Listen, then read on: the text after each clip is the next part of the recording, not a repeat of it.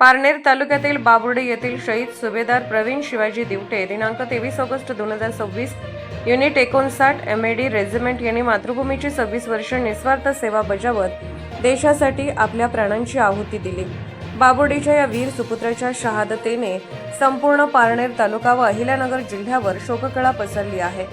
त्यांच्यावर आज सोमवार दिनांक 24 ऑगस्ट रोजी सकाळी 11:30 वाजता बाबुर्डी येथील स्मशानभूमीत शासकीय इतमामात अंत्यसंस्कार करण्यात आले। अमर रहे वीर जवान अमर रहेच्या घोषणांनी परिसर दुमदुमून गेला।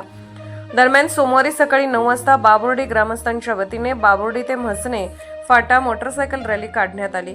यामध्ये ग्रामस्थ, ज्येष्ठ नागरिक, विशेष करून तरुण वर्गाची उपस्थिती मोठ्या प्रमाणात होती। सर्व आजी-माजी सैनिक, सर्व जनसमुदाय समवेत दिवटे यांचे पार्थिव त्यांच्या राहत्या घरी ठुबेवाडी बाबुर्डी येथे आणण्यात आले। अंतिम दर्शन झाल्यानंतर त्यांना अमरधाम येथे नेण्यात आले। तेथे त्यांच्यावर शासकीय इतमामात अंत्यसंस्कार करण्यात आले। यावेळी श्री रोकडेश्वर आजी-माजी सैनिक संघटना तसेच आजी-माजी सैनिक व बाबुर्डी ग्रामस्थांच्या वतीने शहीद जवानास भावपूर्ण श्रद्धांजली अर्पण करण्यात आली।